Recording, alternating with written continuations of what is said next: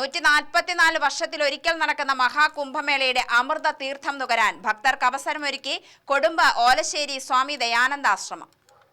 കുംഭമേള അവസാനിക്കുന്ന ഫെബ്രുവരി 26 ശിവരാത്രി ദിനത്തിൽ കൽപ്പാത്തി കുന്നുംപുറം വട്ടമല സുബ്രഹ്മണ്യ ക്ഷേത്രത്തിൽ വൈകുന്നേരം അമൃത തീർത്ഥം സൗജന്യമായി വിതരണം ചെയ്യുമെന്ന് ധ്യാനാനന്ദ ആശ്രമം മഠാധിപതി സ്വാമി കൃഷ്ണാത്മാനന്ദ സരസ്വതി വാർത്താസമ്മേളനത്തിൽ പറഞ്ഞു.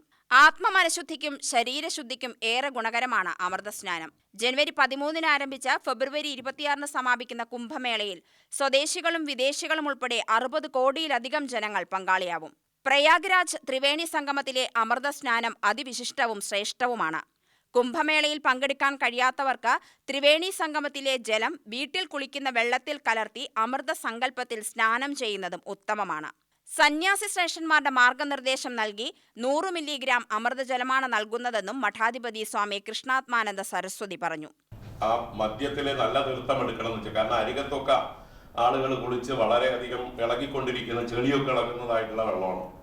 അപ്പൊ നടുവിൽ നിന്നാവുമ്പോൾ നല്ല ആഴം, 40 അടി ആഴമുള്ള പ്രവാഹമാണ് അവിടെ ഒഴുകിക്കൊണ്ടിരിക്കുന്നത്. നല്ല അടിയൊഴുക്കുള്ള സ്ഥലമാണ് ഈ സംഗമസ്ഥാനം എന്ന് പറയുന്നത്. 2 നദിയും സംഗമിക്കുന്ന ഗംഗയും യമുനയുടെയും, ഒന്ന് ഗംഗ വെള്ള നിറത്തിലും യമുന കറുത്ത നിറത്തിലുമായിട്ട് സംഗമിക്കുന്ന സ്ഥാനം കാണാം.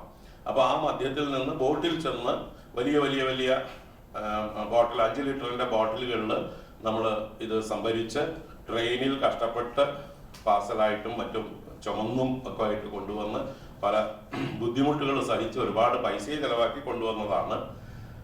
അത് നമ്മൾ ചെറിയ ബോട്ടിലുകളിലാക്കിയിട്ട് 100 ml ബോട്ടിലുകളാക്കിയിട്ടാണ് ഒരു 3000-ലധികം ബോട്ടിലുകളിൽ നമ്മൾ അത് റെഡിയായിക്കൊണ്ടിരിക്കുകയാണ്, പാക്ക് ചെയ്തുകൊണ്ടിരിക്കുകയാണ്. ഞാൻ കുറച്ച് സാമ്പിളുകൾ കൊണ്ടുവരാൻ പറഞ്ഞിട്ടുണ്ട്.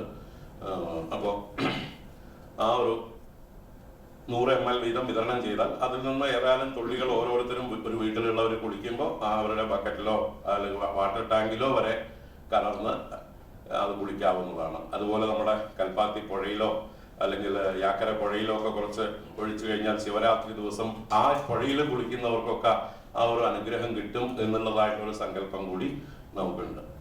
അപ്പൊ അങ്ങനെ ഒരു നല്ല കാര്യം, അത് ഫ്രീ ആയിട്ട് സൗജന്യമായിട്ടാണ് നമ്മളിത് വിതരണം ചെയ്യാനായിട്ട് ഉദ്ദേശിക്കുന്നത്.